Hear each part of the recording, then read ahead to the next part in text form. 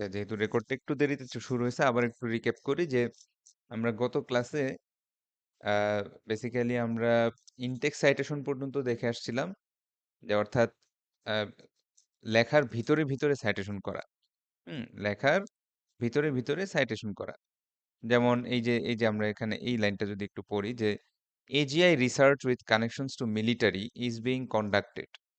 In a 2017 survey of active AGI research and development projects, 9 out of total 45 active AGI projects had military connections.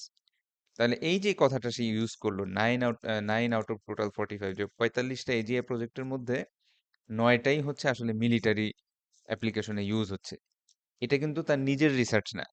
এই রিসার্চটা সে অন্য কারো থেকে ধার নিছে। কার থেকে ধার নিছে? এই যে এই লোকটার নাম, সে এই বম 2017, মানে বম 2017 এর যেই পেপারটা ছিল সেইখান থেকে এই পার্টিকুলার ইনফরমেশনটা সে কিন্তু তার নিজের অ্যাসাইনমেন্টে, তার নিজের নিজের যেই আমরা যে পেপারটা দেখতেছি এই পেপারটা ইউজ করছে।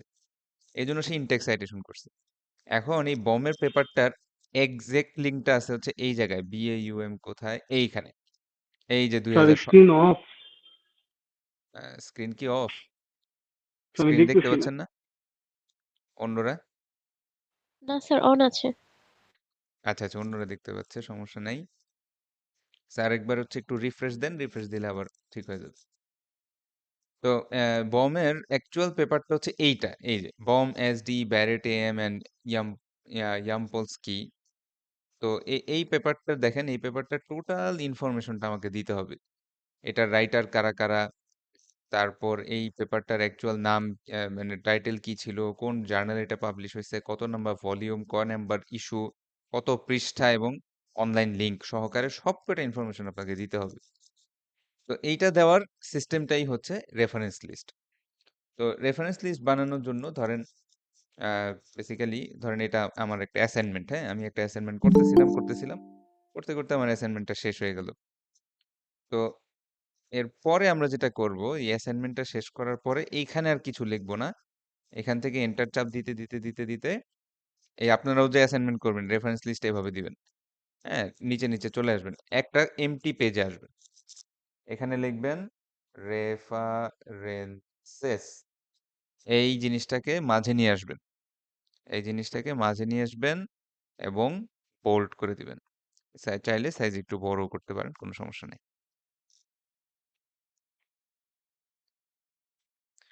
ঠিক আছে, এরকম করে আমরা রেফারেন্সেস লেখা শুরু করব। এরপরে 1 2 3 অনেক কিছু লিখবো। এখন আসেন, এই যে রেফারেন্সটা, এটা লেখার একটা পার্টিকুলার স্টাইল আছে। এই স্টাইলটাই আমরা এখন একটার পর একটা দেখব। তো কমন সাইটেশন স্টাইলে বিভিন্ন ধরনের ডিফারেন্ট ডিফারেন্ট সোর্সের জন্য এক এক ধরনের ডিফারেন্ট ডিফারেন্ট স্টাইল আছে। যেমন আমরা প্রথমেই দেখবো যে একটা জার্নাল আর্টিকেল, এই যে রিসার্চ পেপারগুলা কিভাবে আমরা সাইট করতে পারি। এটা এক্সট্রিমলি গুরুত্বপূর্ণ, খুব মনোযোগ সহকারে দেখবেন। কারণ এটা যদি বা একবার ভালো মতো পারেন, তাহলে অন্যান্য সবগুলা ওই একই জিনিস, একটু একটু করে চেঞ্জ আছে। ঠিক আছে, আমি প্রত্যেকটারই গাইডলাইন লিংক দিয়ে রাখছি। আপনারা যেমন এটা সাইট আর্টিকেলস, এখানে যে লিংকটা দেওয়া আছে, এখানে সুন্দর মতো দেওয়া আছে যে কিভাবে একটা রিসার্চ জার্নাল আর্টিকেল কিভাবে সাইটেশন করতে হয়। এখানে ফরম্যাট দেওয়া আছে, এক্সাম্পল দেওয়া আছে, খুব ইজিলি আপনারা এই জিনিসটা করে ফেলতে পারবেন। সো আমরা এবার একটু দেখব যে কিভাবে রিসার্চের পেপারটা আমরা একটা জার্নাল আর্টিকেল, মানে রিসার্চ পেপার কিভাবে আমরা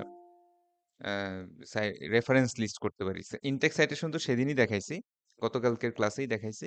এখন আমরা রেফারেন্স, মানে ফুল রেফারেন্সটা কিভাবে দিতে হয় সেই জিনিসটা একটু দেখবো। ফরম্যাটটা দেখেন, প্রথমেই দিবেন হচ্ছে অথার যারা থাকবে সিরিয়াল ওয়াইজ তাদের last name, comma, first name initial, dot, middle name initial. আচ্ছা স্যাররা এই ফার্স্ট নেম লাস্ট নেম তো বুঝি, তাই না? ফার্স্ট নেম লাস্ট নেম বুঝি না? জি স্যার। আচ্ছা বলেন তো, এই যে জি স্যার, বুঝলাম স্যার, ফার্স্ট নেম আর লাস্ট নেম। হ্যাঁ, ধরেন এই জাভেদ ওমর, ওনার লাস্ট নেম কি হবে? ওমর। ওমর। ওমর, আর ফার্স্ট নেম হবে স্যার জাভেদ। ওমর। জাভেদ। আচ্ছা, যেমন একটু তিনওয়ালা দেখি, যে মেহেদি হাসান প্রান্ত, লাস্ট নেম কি হবে? প্রান্ত। Sir Pranto. Pranto. First name Mehedi, আর Mehedi middle Hasan name, first name. Middle name Hasan. Hasan. ঠিক আছে, স্যার হাসান মিডল নেই। হ্যাঁ, হাসান নেমটা মিডল। মেহেদি আছে আমাদের বাংলাদেশে যেমন পাসপোর্টে হইলে প্রান্ত আর মেহেদী হাসান পুরাটা আছে, আমাদের মিডল নেমটা নাই। আমাদের হচ্ছে সারনেম এবং ফার্স্ট নেম এইভাবে ইউজ হয়। কিন্তু আমরা এইভাবে দেখবো যে প্রান্ত, মেহেদী এবং মাঝখানে যে নামটা আছে এটা আসতেছে হচ্ছে হাসান। আচ্ছা, তাহলে এটা যদি আমরা বুঝি, তাহলে আমরা দেখি যে আমরা ধরেন কথার কথা আমাদের যে এক্সাম্পল পেপারটা আছে এই পেপারটার মধ্যে রাইটারের নাম কি দেওয়া, স্কট ম্যাকলিন। তাহলে ওনার নামটা আমরা কিভাবে লিখবো? লাস্ট নেম কমা এই যে ম্যাকলিন কমা ফার্স্ট নেম ডট, ঠিক আছে? First name, last name comma first name dot. তার মানে হচ্ছে ধরেন মেহেদী হাসান প্রান্ত, ওনার নামটা কিভাবে লিখবো? Pranto dot comma comma Mehedi M Pranto dot dot H dot, M H M dot H dot. আরো আরো ডট দু এইচ একজন ডট। একটা নেই, ধরেন এই, স্যার মামুন শেখ। হ্যাঁ হ্যাঁ, মামুন শেখ। মামুন আচ্ছা, শেখ। মোহাম্মদ মামুন শেখ। তাহলে এমডি জি মামুন স্যার। শেখ, এটা কিভাবে লিখবো বলেন তো? শেখ ডট মামুন নাকি স্যার? Sheikh dot M. হ্যাঁ, তাহলে এটা লিখবো হচ্ছে last name, last name Sheikh Sheikh comma first name first name Mohammad dot মাঝখানে আবার Mamun dot. Sheikh dot M M নাকি ব্যাপারটা স্যার? বুঝতে পারছেন? মোহাম্মদ জি মামুন স্যার। শেখ, এমডি জি স্যার। মামুন শেখ। তাহলে এইভাবে আমরা রাইটারদের নামটা সিরিয়াল ওয়াইজ লিখতে থাকবো। ধরেন এই তিনজন রাইটারই আছে, এরপরে লাস্ট একজন রাইটার লিখবেন, তখন লাস্টের জনের নামটা লেখার আগে একটা এম্পারসেন্ট সাইন দিবেন। ধরেন আরো একজন নেই, ধরেন লামিয়া আক্তার, তাহলে ওনার নামটা কি হবে? আক্তার ডট আক্তার কমা কমা এল এল ডট, ডট ঠিক আছে? এটুকু বুঝতে পারছেন এই এপিএ সাইটেশনে কিভাবে রাইটারদের নাম লিখতে হয়? জি স্যার। ওকে, তাহলে এরা হচ্ছে আমার রাইটার। স্যার ক্লাসটা কি রেকর্ড হচ্ছে? হ্যাঁ হ্যাঁ, রেকর্ডটা অন করে রাখছি। এরা আমার রাইটার হলো। তো এরপরে দেখে আসি যে এরপরে কি করতে হবে। তো এইভাবে করে সব রাইটারদের নাম লিখবেন, লেখার পর একটা পাবলিকেশন ইয়ার, কত সালে লেখাটা পাবলিশ হয়েছে। তো আমাদের এই যে যেই পেপারটা আছে এই পেপারটার আমরা দেখতে পাচ্ছি যে এটার পেপারটা পাবলিশ হয়েছে 2023 সালে। তাহলে আমরা কি করব? জাস্ট সিম্পলি একটা ব্র্যাকেট দিব, এই যে দেখেন এই যে ডট, হ্যাঁ এখানে এই যে সবার কমা কমা ডট দিতে দিতে এখানে শেষ, তাই না? তারপর একটা স্পেস দিবেন, স্পেস দিয়ে একটা প্যারেনথেসিস দিবেন এবং এখানে লিখবেন 2023, আবারও ডট দিবেন, একটা স্পেস দিবেন। আচ্ছা, তারপরে আবার আসি, এরপরে কি দিতে বলছে? টাইটেল অফ দ্য আর্টিকেল, অর্থাৎ যেই আর্টিকেলটা থেকে আমি ইনফরমেশনটা কালেক্ট করছি সেই আর্টিকেলের টাইটেল। তাহলে এটা হচ্ছে আমার টাইটেল, এই টাইটেলটা আমি কপি করে নিয়ে আসি এবং আমাদের লেখার মধ্যে রেখে দিই। হ্যাঁ, তারপরে আবার একটা ডট দিয়ে স্পেস দিবেন। মানে দেখতে পাচ্ছেন এখানে এখানে এক এক একটা পার্ট হচ্ছে ডট দিয়ে দিয়ে আলাদা করা। এইটুকুর মধ্যে রাইটার, তারপরে একটা ডট, তারপরে এইখানে আবার পাবলিকেশন ইয়ার, তারপরে আরেকটা ডট, তারপরে এখানে হচ্ছে টাইটেলটা, আর্টিকেলের টাইটেল, তারপর আবার একটা ডট। এভাবে করে করে আমরা আগাবো। আচ্ছা, তারপরে কি দিতে বলছে দেখি, নেম অফ দ্য জার্নাল, এবং এই লেখাটা ইটালিক ফরম্যাটে লিখতে হবে। তাহলে আমরা দেখে আসি যে জার্নালটার নাম ছিল journal of experimental and theoretical artificial intelligence, ঠিক আছে? Journal of experimental and theoretical intelligence. আচ্ছা, কেউ একজন আসছে, অ্যাড দিয়ে নিই। তো আমরা লিখে ফেলি যে ধরেন journal of experimental and theoretical artificial intelligence, ঠিক আছে? কিন্তু এখানে গুরুত্বপূর্ণটা কি, এই পুরা লেখাটুকু হইতে হবে ইটালিক ফরম্যাটে। তাহলে আমরা ইটালিক ফরম্যাটে চেঞ্জ করে দেব। তাহলে এতক্ষণ নরমাল ছিল কিন্তু জার্নালটার নাম ইটালিক ফরম্যাটে লিখতে হবে। ওকে, তারপরে আর একটু আগাই, এরপরে দিবেন কমা। এখানে কিন্তু ফুল স্টপ না, এখানে হচ্ছে কমা। কমা দেওয়ার পর লিখতে হবে হচ্ছে ভলিউম নাম্বার, এবং ভলিউম নাম্বারটাও ইটালিক ফরম্যাটে থাকতে হবে। কারণ আমরা পেজের আমাদের যেই পেপারটা ছিল সেই পেপারটার ভলিউম নাম্বার দেখতে পাচ্ছি হচ্ছে ভলিউম 35। তাহলে আমাদেরকে কি করতে হবে, এইখানে একটা ব্র্যাকেট মানে কমা দিতে হবে, কমা, এবং তারপরে ভলিউম নাম্বারটা লিখতে হবে। ভলিউম নাম্বার ছিল 35, এবং ইম্পর্টেন্ট বিষয়টা হচ্ছে এই জিনিসটাও ইটালিক ফরম্যাটে রাখতে হবে। এই জিনিসটাও ইটালিক ফরম্যাটে রাখতে হবে। তাহলে ইটালিক ফরম্যাটে দেখা যাচ্ছে জার্নালটার নাম এবং ভলিউম নাম্বার এই দুইটাই ইটালিক ফরম্যাটে রাখতে হবে। আচ্ছা, ওকে। তারপরে দেখি একটা প্যারেনথেসিস, আবার একটা ফার্স্ট ব্র্যাকেট, এবং এটার মধ্যে লিখতে হবে ইস্যু নাম্বার। তাহলে আমরা আবার দেখি ইস্যু নাম্বার কত। ইস্যু নাম্বার হচ্ছে 5। ইস্যু নাম্বার হচ্ছে 5। তাহলে আমাদেরকে এটা ব্র্যাকেটের মধ্যে লিখতে হবে 5। আমরা এই 35 এর পরে আবার ইটালিকটা উঠাই দিতে হবে, এবং এখানে লিখতে হবে 5। তাহলে এখানে কিন্তু এই জিনিসটা একটু ইম্পর্টেন্ট, হ্যাঁ। জার্নালের নাম এবং ভলিউম ইটালিক, কিন্তু আবার ইস্যু নাম্বার হচ্ছে normal. Issue number normal. Okay. Sir বুঝি তারপর না বিষয়টা, আর স্যার এটা এই কি যে বললেন দেখেন, স্যার? মানে name of the journal italic, volume number italic, কিন্তু ব্র্যাকেটের মধ্যে যে ইস্যু নাম্বার সেটা আবার নরমাল। কথা বুঝতে পারছেন? সেটা ইটালিক না, সেটা নরমাল ফরম্যাটে লিখবেন। স্যার উদাহরণটা স্যার ওইটা এই আরেকবার যে দেখি স্যার দেখেন, একটু। এই যে এটা italic, journal of experimental and theoretical artificial intelligence, এটা ইটালিক। তারপর কমা দেওয়ার স্যার পর এই যে volume, journal of experiment and theoretical এটা নিলেন, এটা কোথা থেকে নিলেন এটা হ্যাঁ, একটু এটা বুঝিয়ে এটা হচ্ছে আমি যেখান থেকে কপি করতেছি বা যেখান থেকে ইনফরমেশন নিচ্ছি সেই পেপারেই দেখেন সুন্দর মতো জার্নালটার নাম কিন্তু লেখা আছে। দেখতে পাচ্ছেন? এই যে এখানে লেখা আছে। আমি এখান থেকে ইনফরমেশন গুলা নিচ্ছি যে কত সাল, কত নাম্বার ভলিউম, কত নাম্বার ইস্যু, পেজ নাম্বার কত, এটা এখান থেকেই নিচ্ছি। দেখতে পাচ্ছেন? জি স্যার, দেখতে পাচ্ছি স্যার। আচ্ছা, তারপরে আসি। এরপরে আমাদের কমা দিয়ে লিখতে হবে হচ্ছে পেজ নাম্বার। আমাদের পেজ নাম্বারটা ছিল 649 থেকে 663। 649 থেকে 663, তাহলে এটা আমরা লিখে দিই কমা 649 থেকে 663। তারপরে দেখেন যে এরপরে আবার ডট, তাইলে আমাদের এখানে আরেকবার ডট দিয়ে এই পার্টটুকু শেষ। তারপরে যেটা দিতে হবে সেটা হচ্ছে ডিওআই অথবা ইউআরএল লিংক। এখন ডিওআই কি জিনিস? ডিওআই হচ্ছে ডিজিটাল অবজেক্ট আইডেন্টিফায়ার। অর্থাৎ আপনার যখনই কোনো আর্টিকেল অনলাইনে পাবলিশ হয়, সেটা জার্নাল আর্টিকেল হইতে পারে, নিউজ পেপার হইতে পারে, তো তাদেরকে একটা ইউনিক আইডেন্টিফিকেশন নাম্বার দেওয়া হয়, একটা আলফা নিউমেরিক ভ্যালু দেওয়া হয়, এবং এই ইউনিক আইডেন্টিফিকেশন নাম্বারটা হচ্ছে একটা লাইভ লিঙ্কের মতো কাজ করে। ওই লিঙ্কে চাপ দিলেই আপনার ওই পেপারটা চলে আসবে। ঠিক আছে? তা আমাদের এই পেপারটার মধ্যে ডিওআই কিন্তু ওরা দিয়েই দিছে। যদি কোনো পেপার আপনারা ডিওআই না পান, তখন যেটা করবেন, এই পেপারের নামটা কপি করে আপনাদের এখানে আমি একটা ওয়েবসাইটের লিংক দিয়ে দিছি, ক্রসরেফ নাম। এই ওয়েবসাইটটায় যাবেন। এই ক্রসরেফের মধ্যে মেটাডাটা পাওয়া যায়। তো ক্রসরেফের মধ্যে আপনি যদি এই জিনিসটাই পেস্ট করে এন্টার চাপ দেন, অর্থাৎ এই আর্টিকেলের নামটা লিখে যদি এন্টার চাপ দেন,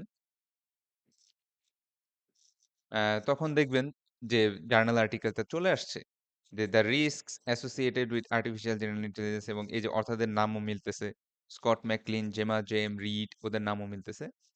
তো এখানে যে ডিওআইটা আছে এই জিনিসটা সিম্পলি কপি করবেন, এখানে ডিওআই গুলা, এবং আপনার ডিওআই গুলো পাওয়া যায়, এবং আপনার এখানে জাস্ট সিম্পলি এটা পেস্ট করবেন, বাস। এবং একটা ইম্পর্টেন্ট জিনিস হচ্ছে এটার পরে আর কোনো ডট দিবেন না, এটার পরে ডট বা অন্য কিছু লিখবেন না, কারণ এটার পরে ডট দিলে অনেক ক্ষেত্রে লিঙ্কটা ডিসেবলড হয়ে যায়, আর লিঙ্কটা কাজ করে না। এইভাবে আমার একটা সিঙ্গেল পেপারের কাজ শেষ হলো, একটা সিঙ্গেল রেফারেন্সের কাজ শেষ হলো। তাহলে আমার ভিতরে যদি ৮০-৯০টা পেপারের থেকে আমি হেল্প নেই, তাহলে আমাদের এখানে ৮০-৯০টা পেপার এই সিমিলার স্টাইলে আমরা সাইটেশন তাহলে করব। তো স্যার অ্যাসাইনমেন্ট যদি স্যার 2 পেজ থাকে স্যার, এই স্যার রেফারেন্স দিতে তাহলে স্যার ধরেন 10 পেজ রেফারেন্স, হ্যাঁ, তাহলে 10টা যদি হয় 10টা লিখবেন, 10টা 12টা লিখবেন, এইভাবে একটার পর একটা করবেন। আচ্ছা, ভার্সিটিতে পেজ নিতে হবে স্যার তাহলে। হ্যাঁ হ্যাঁ, বুঝি স্যার নাই। ভার্সিটিতে স্যার পেজ নিতে হবে, বলতে হবে স্যার আমাদের এই প্রত্যেকটি স্টুডেন্টকে স্যার কিছু পেজ প্রোভাইড করার জন্য। না, না, অ্যাসাইনমেন্ট তো আপনারা হাতে লিখে জমা দিবেন না তো। এগুলা সব টাইপড, মানে আচ্ছা online, type sir online. Print out করতে হবে স্যার এটা না, না, নাকি না, না, হার্ড? অনলাইন মানে সফট কপি জমা দিবেন। কারণ ওকে আমি স্যার। এগুলা তো আবার প্লেজারিজমে ফালাবো, বুঝেন নাই? জি স্যার, জি স্যার বুঝতে পারছি স্যার। এগুলা কোনোটাই আপনারা কিন্তু প্রিন্ট করে আনবেন না। প্রিন্ট এগুলা কিছু নাই। এগুলা সব হচ্ছে আপনাদের অনলাইন কপি। হ্যাঁ, কারণ আমি জিনিসগুলো আপনাদের প্রত্যেকের অ্যাসাইনমেন্ট প্লেজারিজমের মধ্যে ফালাবো, এআই ডিটেকশনের মধ্যে ফালাবো। হ্যাঁ, তারপরে প্যারাফ্রেজ ডিটেকশনের মধ্যে ফালাবো। ওগুলা থেকে একটা স্কোর আসবে, স্কোর আসার পর ওখানে ওই অনুসারে নাম্বার আসবে। আচ্ছা, যাই হোক, আগে এইটা হয়েছে সবার কিনা বুঝ অ্যাসাইনমেন্ট কি একই থাকবে নাকি আলাদা আলাদা? একই সেম টপিকই। আমাদের অ্যাসাইনমেন্টে আমি তো বলতেছি, সবার আগে রেফারেন্স স্টাইলটা একটু বলি। তার অ্যাসাইনমেন্ট নিয়ে অ্যাসাইনমেন্ট কি বলতেছি। সবার আলাদা থাকবে নাকি একই? একই সেম টপিক, সেম টপিক, যার কারণে একজন আরেকজনেরটা কপি করলেও একদম দেখবেন 90% প্লেজারিজম আসবে। পাবেন 10-এর মধ্যে 2। আচ্ছা, তো পরে যেটা বলতেছিলাম সেটা হচ্ছে যে এইভাবে আমাদের ধরেন অনেকগুলা আমরা এরকম আমাদের কাজ করতে করতে আমাদের অনেকগুলা ধরেন এরকম রেফারেন্স হইলো। হুম, আমাদের অনেকগুলো এরকম রেফারেন্স আসতেছে। হ্যাঁ, এরকম ধরেন 4-5টা 6টা 7টা এরকম রেফারেন্স আসছে। হুম, তো আমরা একটু রাইটারদের নামগুলো একটু চেঞ্জ করে দিই। ধরেন ওর নাম হচ্ছে আহ, কথার কথা এই ধরেন গোলাম মোস্তফা, তাহলে এনার নাম মনে করেন মোস্তফা। হুম, মোস্তফা। তারপর কারো নাম মনে করেন আব্দুল বাড়ি। হ্যাঁ, তারপরে বাড়ি। তারপর মনে করেন কারো নাম হচ্ছে চৈতি। হ্যাঁ, কারো নাম হচ্ছে ধরেন কথার কথা ডেভিড। হুম, তারপরে মনে করেন আরেকজনের নাম আসলো হচ্ছে ফোলার। এরকম বিভিন্ন জনের এক একজনের নাম টাম আছে। হ্যাঁ, ধরেন এদিকে জুবায়ের, এরকম বিভিন্ন জনের নাম টাম আছে। আচ্ছা, তো এই রেফারেন্স লিস্টটুকু আমাদের এখন ফরম্যাট করতে হবে। তার মানে হচ্ছে আমরা বেসিক্যালি অনেকগুলা আমাদের সাইট থেকে আমরা ইনফরমেশন নিছি, এবং ইনফরমেশন নেওয়ার পরে আমরা এরকম ঢুকাচ্ছিলাম। হ্যাঁ, রেফারেন্স লিস্টে এরকম সবার নাম সুন্দর করে করে ঢুকাইছি। ঢুকানোর পরে এখন আমাদেরকে এটা ফরম্যাট করতে হবে। আচ্ছা, ফরম্যাটিং এর জন্য ফরম্যাটিং এর স্লাইডটা একটু চলে আসি। ফরম্যাটিং এর স্লাইডে আপনাদের প্রথমেই করতে হবে কি, the reference list begins on a new page. এটা আগেই বলছিলাম, অ্যাসাইনমেন্ট যেখানেই শেষ হোক না কেন রেফারেন্স লিস্টে একটা নতুন পেজে শুরু করবেন। তারপরে রেফারেন্স এই কথাটা লিখবেন এবং এটা সেন্টার হেডিং করবেন, একটা বোল্ড ফন্ট ইউজ করবেন। আচ্ছা, এরপরে যেটা করতে হবে ডাবল স্পেসিং। তাহলে ডাবল স্পেসিং গুগল ডক্সে কিভাবে করে? বেসিক্যালি এই জিনিসটা আমি পুরাটুকু সিলেক্ট করব, এবং এখানে দেখবেন ফরম্যাট নামে একটা টুলস আছে, এবং এখানে আমাদের align and line and paragraph spacing এর মধ্যে ডাবল স্পেসিং একটা অপশন আছে। এই অপশনটা চুজ করবেন, আপনার ডাবল স্পেসিং হয়ে যাবে। ঠিক আছে, আপনার ডাবল স্পেসিং হয়ে যাবে। এটা বুঝতে পারছেন স্যাররা? তাহলে আমরা এই সেম কাজটা আবার একটু মাইক্রোসফট ওয়ার্ডেও করে দেখাই, কারণ অনেকে আবার গুগল ডক্সটা ওইরকম ইউজ করে না, মাইক্রোসফট ওয়ার্ড বেশি ব্যবহার করে। তাহলে ওখানেও একটু দেখাই দিই কিভাবে করতে হয়।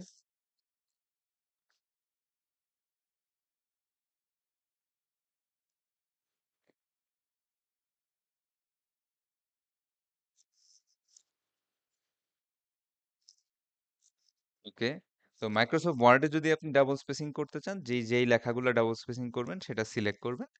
সিলেক্ট করার পরে এই যে এখানে একটা ছোট্ট বাটন আছে দেখবেন, লাইন এন্ড প্যারাগ্রাফ স্পেসিং, এখানে একটা 2 বানাই দিবেন। তাহলে এখানেও ওই সেম কাজটাই হয়ে যাবে। স্যার কি দেখতেছেন আমার?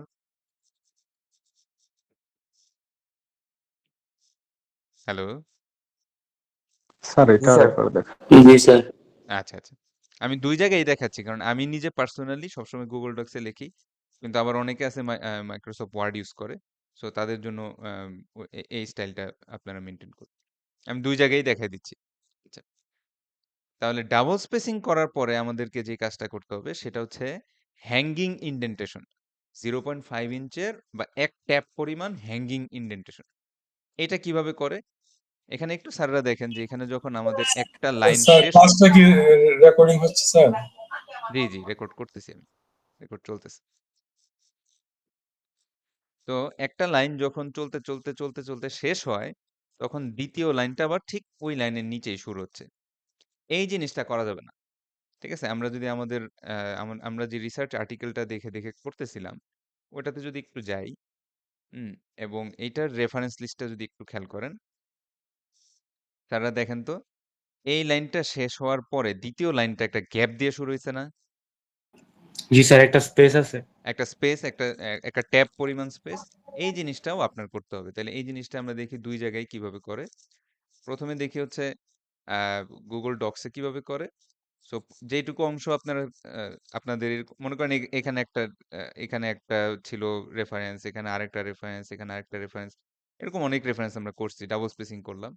তো এইবার এগুলো সিলেক্ট করে আমরা যাব হচ্ছে আবারও ফরম্যাটে এবং এখানে দেখবেন অ্যালাইন অ্যান্ড ইনডেন্ট নামে অপশনের ভিতর ইনডেন্টেশন অপশনস আছে। সেখানে এই স্পেশাল ইনডেন্টের মধ্যে হ্যাঙ্গিং এই বাটনটা চাপ দিবেন এবং এখানে 0.5 অ্যাপ্লাই করে দিবেন। দেখবেন আপনার সুন্দর মতো এটাও হ্যাঙ্গিং ইনডেন্ট হয়ে গেছে। অর্থাৎ স্যার এই বুঝিনি স্যার, আরেকবার স্যার, বুঝতে পারিনি স্যার। রেকর্ডটা দেখে নিন। হ্যাঁ, রেকর্ডটা দেখে নিন। আচ্ছা ঠিক আছে স্যার। ঠিক আছে? আর আমি মাইক্রোসফট ওয়ার্ডেও আরেকবার করে দেখাচ্ছি কিভাবে জিনিসটা আসে। তো এখানে হ্যাঙ্গিং ইনডেন্ট মানে কি? এখানে দেখেন এই লাইনটা শেষ হওয়ার পর ঠিক এইখান থেকে না শুরু হয়ে একটা স্পেস দিয়ে শুরু হচ্ছে। এই জিনিসটা আপনার থাকতে হবে। আচ্ছা, এবার মাইক্রোসফট ওয়ার্ডেও দেখি এই কাজটা কিভাবে করে। মাইক্রোসফট ওয়ার্ডে কাজটা করার জন্য আপনাদেরকে ওই আগের মতোই পুরাটা সিলেক্ট করতে হবে। পুরাটা সিলেক্ট করার পরে দেখবেন যে এখানে প্যারাগ্রাফ এর নিচে একটা ছোট্ট বাটন দেখা যাচ্ছে, প্যারাগ্রাফ সেটিংস নাম। এই প্যারাগ্রাফ সেটিংস বাটনটায় চাপ দিবেন। এখানে স্পেশাল অংশটায় যাবেন, এখানে হ্যাঙ্গিংটা সিলেক্ট করবেন এবং ওকে বাটনে চাপ দিবেন। দেখবেন এখানেও সুন্দর মতো হ্যাঙ্গিং হয়ে গেছে। বুঝতে পারছেন স্যাররা? জি স্যার। আচ্ছা। জি স্যার, বুঝতে এর আগেরবার যে স্যার বুঝেন নাই, এবার বুঝছেন? এটা আসলে কি হলো? Yes sir. হ্যাঁ, আমি ডক্স এবং ওয়ার্ডে ২ জায়গায় দেখায় দিচ্ছি যাতে যে যেটাই ইউজ করেন না কেন কোনো সমস্যা না হয়। আচ্ছা, দেন আমরা যদি আবার একটু আমাদের পেপারটায় আসি, এই পেপারটায় দেখবেন A দিয়ে যত পেপার তাদের তাদের রেফারেন্স আগে, তারপরে B, তারপরে C, হ্যাঁ? তারপরে D এভাবে করে অর্থাৎ অ্যালফাবেটিক অর্ডারে রেফারেন্স গুলা সাজানো। এখন আমি যখন রেফারেন্সটা লিখতেছিলাম তখন তো আমার তো A, B, C, D এভাবে সাজায়, সাজায় লিখি নাই। আমি ওর থেকে আগে পাইছি ওরটা আগে লিখছি জাস্ট। তারপরে মোস্তফা পাইছি মোস্তফা লিখলাম। তারপরে চৈতি পাইছি চৈতি লিখলাম। তারপর ডেভিড পাইছি ডেভিড লিখলাম। আমার তো কোনো অর্ডার ছিল না। ঠিক না? আমি লেখার সময় তো লিখছি খালি। এখন এগুলাকে ABCD সাজাবো কিভাবে? আচ্ছা। তো Google Docs এ এই জিনিসটা করার জন্য সরাসরি কোনো টুলস নাই। এটার জন্য আপনাদেরকে একটা এক্সটেনশন ব্যবহার করতে হবে। এক্সটেনশন বাটনে চাপ দিবেন, অ্যাড অনস এ যাবেন এবং এখানে একটা একটা জিনিস ইনস্টল করতে হবে যেটার নাম হচ্ছে ডক টুলস। ডক টুলস, এই ডক টুলসটা আপনারা ইনস্টল করে নেবেন। হ্যাঁ, এই ডক টুলসটা আপনারা ইনস্টল করে নেবেন। আমার ক্ষেত্রে ইনস্টল করা আছে অলরেডি। এই জন্য আনইনস্টল বাটনটা দেখাচ্ছে। আপনাদের এখানে ইনস্টল বাটনটা আসবে। ছোট্ট একটা টুলস ইনস্টল করবেন। ডক টুলস এ ইনস্টলের পরে যেটা হবে যে আপনি এখানে এক্সটেনশনের মধ্যে ডক টুলস নামে একটা অপশন থাকবে। আপনাদের বাই ডিফল্ট থাকবে না। এটা ইনস্টল করার পরে আসবে। তো আমি যেটা করব যে এটা হচ্ছে আমরা পুরাটা সিলেক্ট করব। হ্যাঁ, আমাদের এখানে কিন্তু ঠিকঠাক মতো সাজানো নাই। যেমন হিসাবে ABCD অর্ডারে আসলে B এর লেখাটা আগে আসার কথা ছিল। এখন M আগে আছে। কারণ আমি লেখার সময় এরকম এত অর্ডার মেইনটেইন করি নাই। আমি আমার মতো লিখছি। এখন আপনি এক্সটেনশনে যাবেন, ডক টুলস এ যাবেন এবং এখানে একটা অপশন আছে sort the selection ascending. Ascending মানে হচ্ছে ছোট থেকে বড় সাজাও। মানে A এর পরে B, B এর পরে C এইভাবে সাজাও। এই বাটনটা চাপ দিলে ২ সেকেন্ড সময় নিবে। ২ সেকেন্ড পরেই দেখবেন আপনার সবকিছু অ্যালফাবেটিক অর্ডারে চলে আসছে। তার মানে আগে B আসছে, তারপরে C আসছে, তারপরে D আসছে, তারপরে F আসছে। এখানে M দিয়ে ২ টা ছিল তারা আসছে। এরপরে Z আসছে। এরকম সুন্দর মতো অর্ডার হয়ে যাবে। বুঝতে পারছেন স্যাররা? জি স্যার। আচ্ছা, এই সেম জিনিসটা ওয়ার্ডে করা মোটামুটি স্যার বুঝতে পারলাম স্যার। এই জিনিসটা মাইক্রোসফট ওয়ার্ডে আমরা কিভাবে করব? এটা সহজ। এটার জন্য কোনো কিছু ইনস্টল করতে হবে না। আগের মতোই সব সিলেক্ট করব। সিলেক্ট করার পরে এখানে একটা ছোট্ট বাটন দেখা যাচ্ছে সর্ট। এই সর্ট বাটনটায় আপনারা চাপ দিবেন। সর্ট বাটনটায় চাপ দিলে এখানে বাই ডিফল্ট অ্যাসেন্ডিং সিলেক্ট করাই আছে। আপনি জাস্ট খালি ওকে বাটনে চাপ দিবেন। আপনার কাজ হয়ে যাবে। ঠিক আছে? দেখেন B, C, D এই অর্ডারেই চলে আসছে। মানে আমরা যখন লেখি, আমরা যখন আমাদের অ্যাসাইনমেন্টটা করি এবং রেফারেন্স লিস্ট লিখি, তখন তো আর এত এবিসিডি অর্ডার করতে আমাদের সময় নেই। আমরা আমাদের মতো রাইটারের নাম-টাম দেখে পাবলিশিং ইয়ার দিব, আর্টিকেলের টাইটেল দিব, কোন পেপার থেকে কোন জার্নাল থেকে আসছে এগুলো সব দিয়ে ডিওআই ডিওআই দিলে ডিওআই না পালে এইচটিএমএল লিংক যেটা অ্যাক্টিভ লিংক, সেই লিংকটা পেস্ট করে দিবেন। এগুলো তো আমরা করতেই হয়রান। এখন আবার এই এবিসিডি সাজাবে কে? এগুলো একদম লাস্টে সাজাবেন। ঠিক আছে? পুরাটা লেখা যখন শেষ হয়ে যাবে তখন একদম টান দিয়ে ডাবল স্পেসিং করবেন, হ্যাঙ্গিং ইনডেন্ট দিবেন, আর হচ্ছে অ্যালফাবেটিক অর্ডারে সাজায় ফেলবেন। বাস কাজ শেষ। বুঝতে পারছি? স্যার একটা বুঝলে আরেকটা বুঝলে যায়। হ্যাঁ স্যার, বুঝি নাই, আরেকবার একটু বলেন।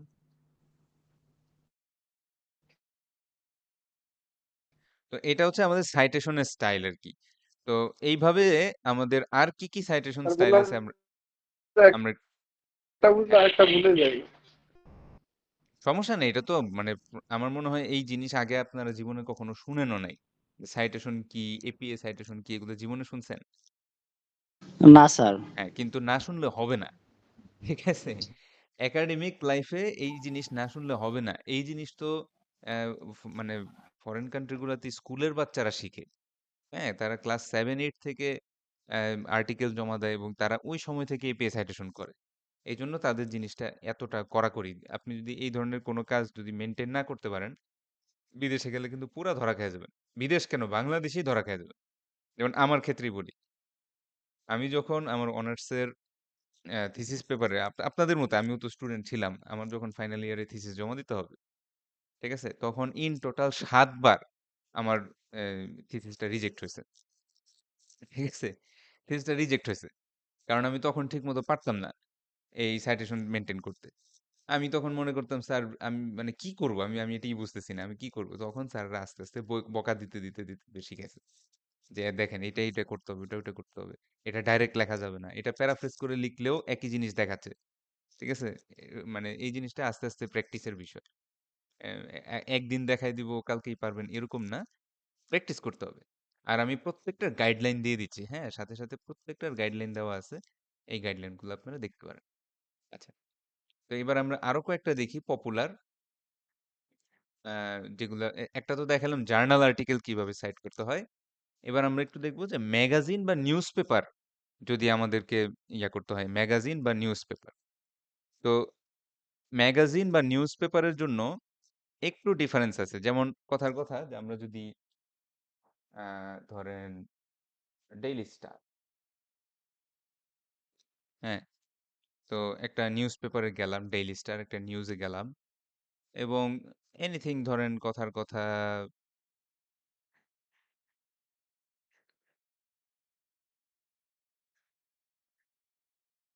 আম এই যে এনআইডি কারেকশন ডিলেইস। আচ্ছা, ভালো কথা। তো তারা এখানে এই যে এখানে একটা নিউজ লিখছে যে on December 19 last year the NID Director General had told journalists that 375,000 pending correction applications would be processed within 3 months. তো আপনি চাচ্ছেন যে আপনার অ্যাসাইনমেন্টে এই কথাটা ইউজ করতে চান, হ্যাঁ? যে আহ, ডিসেম্বর 19 তারিখ এনআইডি ডিরেক্টর জেনারেল বলছে যে তারা 3,75,000 এনআইডি কারেকশন তারা প্রসেস করবে, 3 মাসের ভিতরে তারা প্রসেস করবে। তো এই জিনিসটাই আমি লিখতে যাচ্ছি।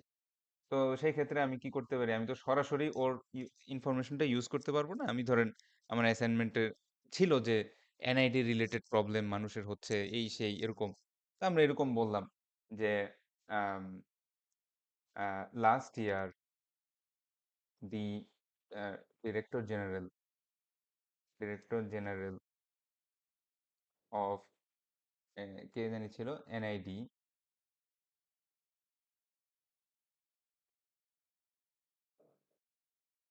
দ্য ডিরেক্টর জেনারেল অফ ধরেন ইলেকশন কমিশন এরকম দিলাম, election commission has committed to finish processing more than 300,000 screen show হইতাছে না। হ্যাঁ স্ক্রিন অন্যরা দেখতে পাচ্ছেন? অন্যরা দেখতে পাচ্ছি। স্যার আচ্ছা স্ক্রিনটা জি দেখি স্যার। স্যার মনে হয় নেটওয়ার্কে একটু সমস্যা হচ্ছে, একটু রিফ্রেশ দেন। হ্যাঁ, আচ্ছা। 300,000 NID, NID which needs to be corrected. তো এরকম আমি আমার অ্যাসাইনমেন্টের ভিতরে জিনিসটা লিখলাম। এখন এই ইনফরমেশনটা আমি কোত্থেকে নিয়ে আসছি? এই যে এই নিউজ পেপারটা থেকে নিয়ে আসছি না? এই যে ডেইলি স্টারের এই পার্টিকুলার নিউজ থেকে নিয়ে আসছি না? তো আমাদেরকে করতে হবে কি এই জি নিউজ স্যার। পেপারটাকেই সাইটেশন করতে হবে। তাহলে দেখে আসি যে একটা নিউজ পেপার কিভাবে সাইটেশন করতে হয়। কোথায় ছিলাম? এইখানে ছিলাম। তো এখানে আমরা দেখতে পাচ্ছি যে other comma A dot A এরকম এটা তো আগেও আমরা ইউজ করছিলাম যে অথারের last name comma first name dot initial এরকম। বাট এইখানে স্পেশালিটিটা হচ্ছে এই জায়গায় আমরা এর আগে যেমন শুধু 2023 লিখে ছেড়ে দিতাম, এখানে টোটাল 2023টা লিখবো না। এখানে একটু ডিটেল লিখতে হবে যে 2025 কমা এই মাসের এত তারিখ। তার মানে হচ্ছে আমরা যদি এই পেপারটাই যদি একটু ইয়া করতে চাই, নিউজটা যদি করতে চাই, তো এখানে আমাদের দেখাচ্ছে যে এটার পার্টিকুলার কোনো রাইটারের নাম দেওয়া নাই। হ্যাঁ, যেমন কোনো রাইটারের কিন্তু নাম দেওয়া থাকে। হুম, যেমন কথার কথায় যে এইটা আমরা দেখি, এটা যদি আমরা ওপেন করি, এখানে আওয়ার করেসপন্ডেন্ট, আচ্ছা সরাসরি রাইটারের নাম তারা দেয় নাই। তো কোনোটাই রাইটারের নাম থাকে, আর যদি রাইটারের নাম না দেওয়া থাকে তাহলে সেই ক্ষেত্রে আমরা জাস্ট এই এত অ্যাড দেখায় সর্বনাশ, এই ওয়েবসাইটে আর যাবো না কোনোদিন। হুম, ধুর। আচ্ছা, তাহলে আমরা এটা একটু শুরু করি। হ্যাঁ, তাহলে এটা হচ্ছে স্টার অনলাইন রিপোর্ট। এটা তো কোনো অথার না, ঠিক না? এটা তো কোনো অথার না। সেই ক্ষেত্রে আমরা এইভাবে লিখবো না যে report comma star S dot O dot এরকম আমরা লিখবো না। তো এখানে একটা বিষয় আছে, আমাদের কিন্তু দেখতে হবে যদি জার্নাল বা ম্যাগাজিনের কোনো অথার যদি না থাকে, হ্যাঁ, তাইলে কিভাবে করতে হবে? ঠিক আছে? এই জিনিসটা আমরা একটু ইন্টারনেটে সার্চ দিতে পারি যে if the if there is no author in the magazine article বা newspaper article, how to cite them properly. এগুলো আমরা একটু সার্চ করে দেখে নিতে পারি। তো আমরা ধরে নিলাম একটা অথার দিলাম, ধরেন কথার কথা আমাদের থেকে একজনের নাম দেই, ধরেন কামরুন নাহার আক্তার, উনিই ধরেন এই নিউজের রাইটার। তাহলে ওনার নামটা যদি আমরা দেই, ওনার নামটা কিরকম হবে আমরা একটু লিখে আসি যে আক্তার কমা কে ডট, এবং এই জায়গায় নিউজের টোটাল যেই ডেটটা আছে, যেমন মার্চ 23 2025, ওই টাইম দেওয়ার দরকার নাই, ডেটটুকু শুধু। তাহলে 2025 কমা মার্চ 23, এইটুকুই হচ্ছে ডিফারেন্স। এইটুকুই হচ্ছে ডিফারেন্স, বাদ বাকি মোরলেস সবই সেম। আচ্ছা, তারপরে দেখি পাবলিকেশন ইয়ার, পাবলিকেশন মান্থ, পাবলিকেশন ডেট, তারপর হচ্ছে টাইটেল অফ দ্য আর্টিকেল। তাহলে এই আর্টিকেলের টাইটেল কি ছিল? NID correction ডিলেস। তাহলে এটা আমরা কপি করে নিয়ে আসলাম।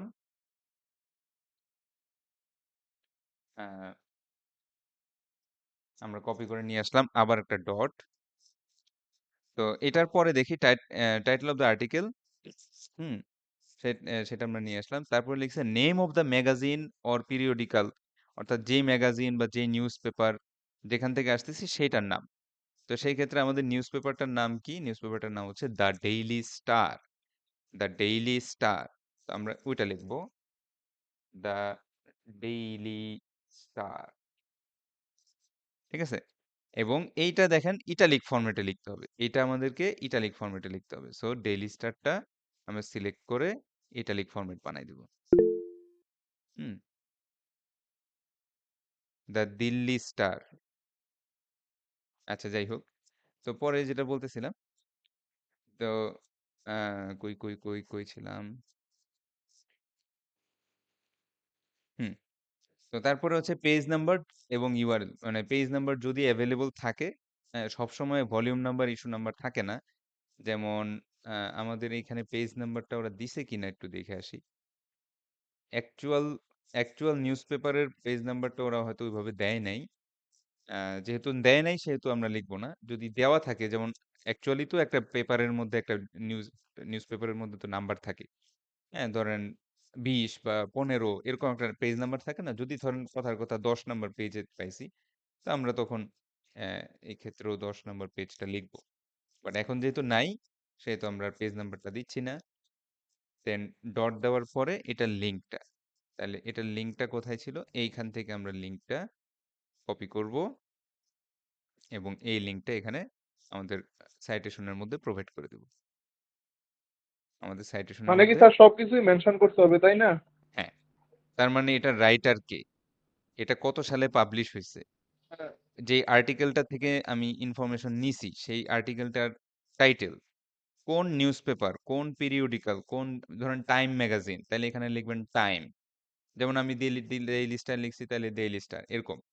এবং যেই এক্সাক্ট লিঙ্কটা থেকে আপনি নিয়ে আসছেন, সেই এক্সাক্ট লিঙ্কের ইউআরএল অথবা ডিওআই যেকোনো একটা আপনারা এখানে পেস্ট করে দিবেন।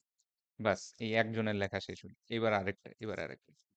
এইভাবে করে আমাদেরকে রেফারেন্স লিস্টটা জেনারেট করতে হবে। আচ্ছা। তো এরপরে চলে আসে হচ্ছে ওয়েবসাইটস। সময় হবে কি না ওয়েবসাইটস এবং বুকস। আচ্ছা, এই ২ টা আপনারা একটু ইয়া করে নিন। এখানে গাইড আমি দিয়ে রাখছি যে কিভাবে ওয়েবসাইট ইয়া করে আমি একটু সংক্ষেপে দেখাই দেই। তো ওয়েবসাইটের ক্ষেত্রে কি করতে হবে? আগের মতোই অথারদের নাম লিখবেন। এখানেও ডেট দিবেন। এখানেও ফুল ডেটটা দিতে হবে। দেন হচ্ছে টাইটেল অফ দ্য ওয়ার্ক। তো এই ওয়েবসাইটের মধ্যেই একটু ডিফারেন্সটা আছে। ওয়েবসাইট ধরেন কথার কথা আমি যদি এখন লিখে সার্চ দেই আহ, যে ethical issues with workforce and development of artificial intelligence, ঠিক আছে? তো এখানে তো এখন অনেক ধরনের ওয়েবসাইট আছে। ধরেন কথার কথা হার্ভার্ড বিজনেস স্কুল, তো তারা কিছু একটা লিখছে, তো আমরা একটু পড়ে দেখি। তো এইখানে এই লোকটা যে ওয়েবসাইটে একটা জিনিস লিখছে, আমি এনার কোনো ইনফরমেশন ইউজ করতে চাই, তাহলে চলেন ওনারটা কিভাবে ইউজ করবো এটা একটু দেখি। তাহলে এটার অথারের নাম কি? Kate Gibson. কিভাবে লিখবো একটু বলেন তো একজন। স্যার ইতালীয় অক্ষরে না না, ইতালিক। ফার্স্টে লিখবো কি Gibson comma sir Gibson K dot. Very good. কারণ ওনার নাম কি? Kate Gibson. আচ্ছা, এটা কত সালে পাবলিশ হয়েছে? 2024-এর আগস্ট মাসের 14 তারিখ। 2024 14 তাহলে আগস্ট 2024 তাহলে আমরা এইভাবে লিখবো 2024, আগস্ট 14। August 14 August 14। আচ্ছা, ভেরি গুড। তারপরে আমরা কি দিব? এই যে দেখেন, title title of the work. তাহলে এই ক্ষেত্রে আমার টাইটেলটা কি ছিল? এটা আমরা একটু কপি করে নিয়ে আসি। আমার টাইটেলটা ছিল 5 ethical considerations of 5 AI ethical consideration of in all in business business. এটাই হুবহু কপি করে আপনারা এখানে বসাই দিবেন। বাট এই জায়গায় এই ডিফারেন্সটা আছে। অন্য সব জায়গায় আমরা টাইটেলটা কিন্তু নরমাল রাখছি, ভলিউম নাম্বারগুলো ইটালিক করছি। এই ক্ষেত্রে হচ্ছে আপনার টাইটেলটা ইটালিক হয়ে যাবে। এই ক্ষেত্রে আপনার ওয়েবসাইটের ক্ষেত্রে একটু স্পেশাল, টাইটেলটা আপনার ইটালিক হয়ে যাবে। এখানে দেখেন, title of the work is italic. আমরা আমরা যদি আমাদের ইয়াতেও একটু যাই, যে লাস্ট নেম ফার্স্ট নেম থাকবে, সব ঠিক আছে, date of the publishing content সব ঠিক আছে, কিন্তু টাইটেল অফ দ্য ওয়ার্ক হচ্ছে ইটালিক আর নেম অফ দ্য ওয়েবসাইট হচ্ছে নট ইটালিক। এইটাই হচ্ছে ডিফারেন্সটা অন্যান্য সবার সাথে। মানে এর আগে আমরা যেমন ডেইলি স্টারটা ইটালিক করতাম, কিংবা জার্নালটার নাম ইটালিক করতাম, এই ক্ষেত্রে আমরা টাইটেলটা ইটালিক করবো। ঠিক আছে, ইটালিক করব। তারপর একটা ডট চিহ্ন দিব, এরপরে দিব হচ্ছে কি এই ওয়েবসাইটটার নাম। যেমন এই ওয়েবসাইটটার নাম হচ্ছে হার্ভার্ড বিজনেস স্কুল অনলাইন। ঠিক আছে, ওয়েবসাইটটার নাম কি? Harvard business school online. এটা এখানেও পাইতে পারেন, অথবা একদম শেষে দেখবেন যে লেখা থাকে যে এরকম ট্রেডমার্ক এরকম অনেক কিছু লেখা থাকে যে এই ওয়েবসাইটটার নাম কি। সো এই ওয়েবসাইটটার নাম হচ্ছে হার্ভার্ড বিজনেস স্কুল অনলাইন। তো আমরা এটাই লিখবো। এখানে ছিলাম যে হার্ভার্ড বিজনেস স্কুল অনলাইন। ঠিক আছে, তারপর একটা ডট দিয়ে একটা স্পেস দিব, এবং ফাইনালি আপনার এই লিঙ্কটা কপি করে আপনি এখানে পেস্ট করে দিবেন। কপি করে পেস্ট করে দিবেন, বাস। এইভাবে আমরা ওয়েবসাইট ইয়া করব। এইভাবে আমরা ওয়েবসাইট সাইটেশন করব। আমাদের প্রায় সময় আমরা বিভিন্ন ওয়েবসাইট থেকে আমরা ইনফরমেশন নিয়ে আসি। সেই ক্ষেত্রে আমরা ওয়েবসাইটটা এইভাবে সাবমিট করব। আর গতকালকেই বলছিলাম গ্রুপ অথার বা কোম্পানি বা অর্গানাইজেশন অথারের ক্ষেত্রে কি করব, যেহেতু কোম্পানি বা অর্গানাইজেশন অথার কিরকম হইতে পারে আমরা দেখি। যদি এই জিনিসটাই কোনো পার্টিকুলার রাইটারের না হয়ে দেখি কোনো অথারের ইয়া থাকে কিনা, না এটাও রাইটারের, মানে ধরেন কথার কথা আপনি এই যে ইউনেস্কো, হ্যাঁ ইউনেস্কো, এটা একটু দেখে আসি। এটার মোস্ট প্রবাবলি কোনো রাইটারের নাম নাই। ইয়েস, এটার কোনো রাইটারের নাম নাই।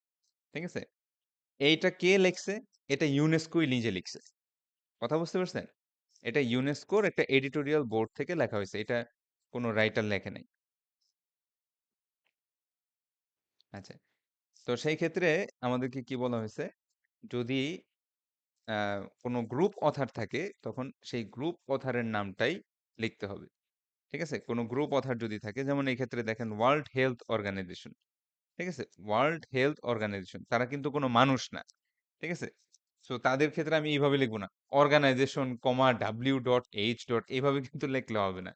ঠিক আছে, এভাবে লিখলে হবে না, বরং আমাদেরকে, যেমন এটা ইউনেস্কো থেকে নিয়ে আসছি, সো আমরা যদি ওদেরটা লিখি এরকম, তাহলে হবে ইউনেস্কো, ইউনেস্কো, তারপরে ডট, এটা কত সালে পাবলিশ হয়েছে? এটা পাবলিশ হয়েছে হচ্ছে 2023 সালের এপ্রিল মাসের 21 তারিখ। স্যার 21 এপ্রিল 2023, তাহলে লিখবো 2023 এপ্রিল 21। এপ্রিল 21। হ্যাঁ, এপ্রিল 21, ভেরি গুড। তারপরে আমরা কি দিব? টাইটেল, মানে টাইটেলটা, তাহলে এখানে টাইটেলটা ছিল আর্টিফিশিয়াল মানে স্যার ইন্টেলিজেন্স হেডলাইনটা artificial examples intelligence of example ethical. Of ethical dilemmas. আচ্ছা, তাহলে এইটাই আমরা জাস্ট সিম্পলি কপি পেস্ট করলাম। ইম্পর্টেন্ট জিনিসটা হচ্ছে এইটা এবার হচ্ছে ইটালিক করতে হবে। অন্য সবগুলোর জন্য আগে আমরা টাইটেলটা নরমাল রাখতাম, ভলিউম এগুলাকে আমরা ইটালিক করতাম, বাট এইখানে আমাদেরকে ইটালিক করতে হবে। আচ্ছা, ভালো কথা। এবার আসে হচ্ছে এই ওয়েবসাইটটার নাম কি? ওয়েবসাইটটার নাম হচ্ছে ইউনেস্কো .org, UNESCO.org। এটা উপরে নিচে গেলে হয়তো আমরা পাবো যে এই ওয়েবসাইটটার অ্যাকচুয়াল নাম কি, UNESCO.org। তো আমরা সেই ক্ষেত্রে এখানে লিখে দিতে পারি যে এটা কাদের থেকে পাইছি, ইউনেস্কো। ঠিক আছে, বা শুধু ইউনেস্কো লিখলেও হবে, .org আর লেখার দরকার নাই। দেন আপনি একটা ডট দিয়ে এই লিঙ্কটা টোটালটা কপি করে ওখানে পেস্ট করে দেন। ঠিক আছে, এখানে পেস্ট করে দেন, ব্যাস। এটা হচ্ছে গ্রুপ অথারের ক্ষেত্রে, কারণ এটা হচ্ছে একজন মানুষ লিখছিল, একটা ওয়েবসাইটেই পাইছেন, বাট এটা একটা মানুষ লিখছিল, বাট এটা কোনো মানুষ লেখে নাই। এটা আসলে একটা গ্রুপ অথার বা একটা কোম্পানি বা একটা অর্গানাইজেশন, তাদের লেখা ছিল। ঠিক আছে, এটা হচ্ছে আমাদের খুব কাজে লাগে যখন আমরা বেসিক্যালি অ্যাসাইনমেন্ট করতে যাব। আমরা মোস্টলি ওয়েবসাইট থেকে, জার্নাল আর্টিকেল থেকে, আর হচ্ছে বিভিন্ন নিউজ পেপার থেকে, এইগুলা থেকেই তো আমরা মেইনলি ইনফরমেশন কালেক্ট করি, তাই না? সো এই তিনটাই আসলে সবচেয়ে বেশি লাগে। একদম লাস্টে আসতেছে হচ্ছে বই, বুকস।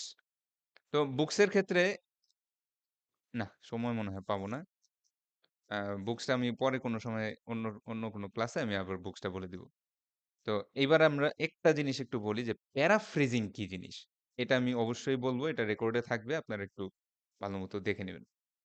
আচ্ছা, প্যারাফ্রেজিং মানে হচ্ছে আরেকজনের লেখা ফার্স্টে পড়বেন, পইরা ওটা কপি করবেন না। ঠিক আছে, ওটা পইরা বুইঝা নিজের মতো লিখবেন, এটাকে আমরা বলি প্যারাফ্রেজিং। প্যারাফ্রেজিং মানে হচ্ছে একটা অরিজিনাল কনটেক্সটকে আগে আন্ডারস্ট্যান্ডিং এর মাধ্যমে আপনার নিজের ক্রিয়েটিভিটির মাধ্যমে নতুন লেখা ক্রিয়েট করবেন।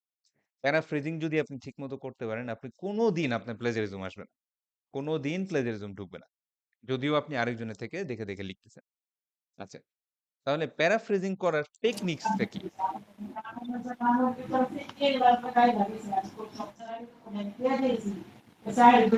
প্যারাফ্রেজিং মানে হচ্ছে স্যার, ধরেন একটা লাইন স্যার সেন্টেন্স বললাম, I am a student, and এটা এই সেন্টেন্সটা স্যার আমি অন্যভাবে আর কি বলতেছি, বাট মিনিংটা আর কি সেম। হ্যাঁ, অর্থাৎ স্যার মূল যেমন মিনিংটুকু, হচ্ছে মেন আমি কি স্যার অর্থটুকু। বলবো? না না, আমি একটু শেষ করি। স্যার যেমন আমরা যদি বলি রিডাকশনকে আমি চেঞ্জ করে বলতে পারি ডিসলাইন, হ্যাঁ মানে হ্যাঁ, এইভাবে চেঞ্জ করে কোনো কিছু একটা ওয়ার্ড লিখে দেওয়া, মানে ঠিক সবসময় ওয়ার্ড না। কিন্তু অর্থ একই থাকবে, হ্যাঁ, কিন্তু শব্দটা ওয়ার্ড সমার্থক শব্দের মতো হবে আর কি। না, না, না, এটাও একটু ভুল আছে। আপনি যদি সিনোনিম ইউজ করেন, তাইলে কিন্তু এটা সেন্টেন্স হবে। প্যারাফ্রেজিং হয় না। ঠিক আছে? প্যারাফ্রেজিং মানে হচ্ছে যে ধরেন একটা অরিজিনাল টেক্সট আছে, সেই অরিজিনাল টেক্সটটা হুবহু আপনি জাস্ট খালি সিনোনিম চেঞ্জ করে যদি ইউজ করেন, তাইলে কিন্তু প্লেজারিজম কাউন্ট হবে। ঠিক আছে? ওটা থেকে আপনি শিখবেন। শিখে আপনার নিজের মতো একটা লেখা লিখবেন। ওই লেখার মধ্যে আগের স্যার, একটা লেখার কোনো কঠিন ল্যাঙ্গুয়েজটা কঠিন হতে পারে, সেক্ষেত্রে আমি সহজ করে লিখলাম, আমার মতো না, করে লিখলাম। কঠিনেরও বিষয় না। বিষয়টা হচ্ছে একটা একটা সিমিলার যাতে একটা না হয়। সেন্টেন্স ঠিক আছে? সিমিলার যাতে না হয়। হুবহু যেমন তো মিল হয়ে যাবে না। কথার কথা যেমন এখান থেকে আমি কিছু লিখব। এখন করব কি? যে এইটার মতো যাতে হুবহু আমার লেখাটা না হয়। ঠিক আছে? সেইজন্য কি খালি এই যে সুপার ইন্টেলিজেন্ট এটার জায়গায় কি জাস্ট একটা সিনোনিম ইউজ করলে হবে? ইউজ করলে হবে না। তো প্যারাফ্রেজিং করার প্রপার টেকনিকটা আমি আপনাদেরকে এখন একটু সংক্ষেপে বলি। এটা ঠান্ডা মাথায় বোঝার চেষ্টা করেন যে প্যারাফ্রেজিং অ্যাকচুয়ালি কিভাবে করা লাগে। আচ্ছা, number 1, read the original sentences several Times. আপনি বেশ কয়েকবার অরিজিনাল টেক্সটটা পড়েন। ঠিক আছে? 2 থেকে 4 বার অরিজিনাল টেক্সটটা ফার্স্টে পড়বেন। কোনো কিছু কপি করবেন না। ফার্স্টেই কোনো কিছু লেখার দরকার নাই। ফার্স্টে হচ্ছে অরিজিনাল টেক্সটটা কিছুবার পড়বেন। এটা ভালো কথা। পড়ার পর নাম্বার 2, রাইট সাম কি points from the sentences in a piece of paper. এবার একটা কাগজে বা একটা গুগল ডক্সে আপনি যে যা পড়লেন সেখান থেকে কতগুলো কি পয়েন্ট খালি বুলেট পয়েন্ট আকারে লিখবেন। যে এইটা, এইটা, এইটা, এইটা। এই জিনিসগুলো আমি ওই টেক্সট থেকে পাইছি। নাম্বার 3, পুরানো যে অরিজিনাল টেক্সটটা আছে সেটা বন্ধ করে দেন এবং এই যে আপনার কয়টা পয়েন্ট লেখা আছে এই পয়েন্টের থেকে এবার আপনি একটা টেক্সট জেনারেট করেন। ব্যাপারটা বুঝছেন? মানে অরিজিনাল লেখাটা পড়বেন 2-4 বার। ওখান থেকে কতগুলো কি পয়েন্ট নোট ডাউন করবেন। এবার অরিজিনাল লেখাটা বন্ধ করে দিবেন। এবার যেই কি পয়েন্টগুলো নোট ডাউন করছেন সেগুলোর উপর নিজের ওয়ার্ড ইউজ করে একটা সুন্দর টেক্সট জেনারেট করবেন। একটা জেনারেট করবেন বলতে আমরা লিখবো আর কি, হ্যাঁ? আমরা নিজেরা লিখবো। লেখার পরে যখন আপনারা দেখবেন যে compare your paraphrase with the original text, যে যদি আগের টেক্সট এবং আমার যে লেখা এই দুটার মধ্যে কোনো সিমিলারিটি না থাকে, তাহলে আপনি ইজিলি এই লেখাটা অ্যাসাইনমেন্টে সাবমিট করে দিতে পারেন। So ensure you have properly cited and referenced the original text. অবশ্যই প্যারাফ্রেজের পরেও অরিজিনাল টেক্সটকে অবশ্যই রেফারেন্স করতে হবে। আমি যেহেতু ওর থেকে একটা ইনফরমেশন নিছি, তাকে আমাকে অবশ্যই রেফার করে দিতে হবে। এই যে দেখেন, একটু আগেই স্যাররা যেরকম বলছেন যে কয়েকটা ওয়ার্ড যদি চেঞ্জ করি, দেখেন, remember, only changing a few words from the original text is not paraphrasing. কয়েকটা ওয়ার্ড ও লিখছে, ওই ওয়ার্ডগুলোর সিনোনিম ইউজ করে আমি নিজে লিখলাম, এটা প্যারাফ্রেজিং না। এবং অবশ্যই do not change the original meaning of the paragraph while paraphrasing. তো এখানে আমি আপনাদের একটা লিংক দিয়ে দিছি। এই লিংকটা থেকেও আপনারা হেল্প নিতে পারেন যে কিভাবে এফেক্টিভলি প্যারাফ্রেজ করতে হয়। বাট মূল জিসটা হচ্ছে আপনি অরিজিনাল টেক্সটটা ফার্স্টে পড়বেন, অরিজিনাল টেক্সটটা থেকে কয়েকটা কি পয়েন্ট আলাদা করবেন, এবার অরিজিনাল টেক্সট বন্ধ করে দিবেন, ওটা ক্লোজ করে দিবেন, ওটার দিকে তাকাবেন না। এবার ওই কি পয়েন্টগুলোর দিকে তাকায়া আপনি একটা প্যারাগ্রাফ লিখলেন। আপনি 100% শিওর থাকেন আপনার লেখা মিলবে না, কোনোদিনও মিলবে না। আর লেখাটা শেষ করার পরে অরিজিনাল টেক্সট যেটা ছিল সেটাকে ইনটেক্সট সাইটেশন এবং রেফারেন্স লিস্টে বসাই দিবেন। ব্যাস, একদম প্রপার ওয়েতে এইভাবেই অ্যাসাইনমেন্ট বা সাবমিট করতে হয় বা রিসার্চ পেপার লিখতে হয়। আমরাও এটাই করি। আমরা ধরেন রিসার্চ পেপার পড়ার সময়, আমার রিসার্চ পেপার পড়ার জন্য আমি 70টা রিসার্চ পেপার পড়বো, তাহলে কি আমি ওখান থেকে একটা লাইনও কপি করতে পারবো? পারবো না। ওর থেকে আমি সবই নিচ্ছি, কিন্তু আমার নিজের মতো করে জিনিসটা সাজায় লিখতে হবে। এক লাইনও কপি করার কোনো সিস্টেম নেই। ওকে, আচ্ছা, আমাদের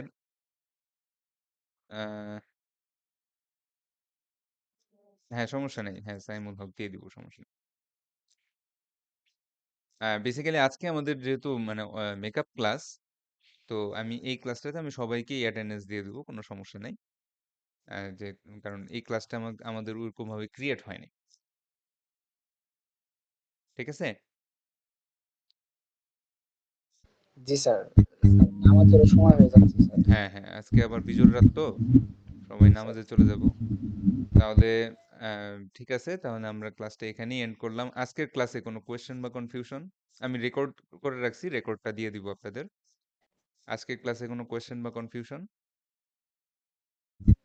না স্যার, নেই স্যার। স্যার ঠিক আছে। তাহলে আপনাদের অ্যাসাইনমেন্টের ব্যাপারে আমি একটা ছোট্ট ভিডিও দিয়ে অ্যাসাইনমেন্টটা ব্যাখ্যা করে দিব। অ্যাসাইনমেন্টটা গুগল ক্লাসরুমে পাবলিশ করে দিব। আপনারা ওই ভিডিওটা ফার্স্টে দেখবেন, তারপরে অ্যাসাইনমেন্টের কাজ শুরু করবেন। অ্যাসাইনমেন্ট ঈদের পরেও, আরো অনেক পরেও আপনারা জমা দিতে পারবেন। আমি এনাফ পরিমাণ সময় দিয়ে দিব, সমস্যা নেই। আর কুইজের একটা বিষয়ে জানি কোশ্চেন কি ছিল। বলছিলেন স্যাররা? কুইজের বিষয়ে কুইজ জানি কয় তারিখ দিবেন? সেকেন্ড কুইজটা জানি কয় তারিখ দিবেন বলছিলেন? ঈদের পরে 4 তারিখে 5 তারিখে ভালো হয় স্যার। আপনারা না বললেন যে অনলাইনে দিবেন ঈদের আগে নাকি? স্যার এখনো স্যার সময় ঈদের আছে পরে নেন। করার? আচ্ছা, আপনারা আপনারা নিজেরা আলোচনা করে আমাকে জানায়েন। ঈদের আগে হোক পরে হোক, হ্যাঁ, যেটাই হোক জি স্যার। আমাকে একটু জানাই দিয়েন। ঠিক আছে? স্যার একটা কোশ্চেন ছিল। Okay sir. হ্যাঁ, কারো কোনো কোয়েশ্চেন বা কনফিউশন?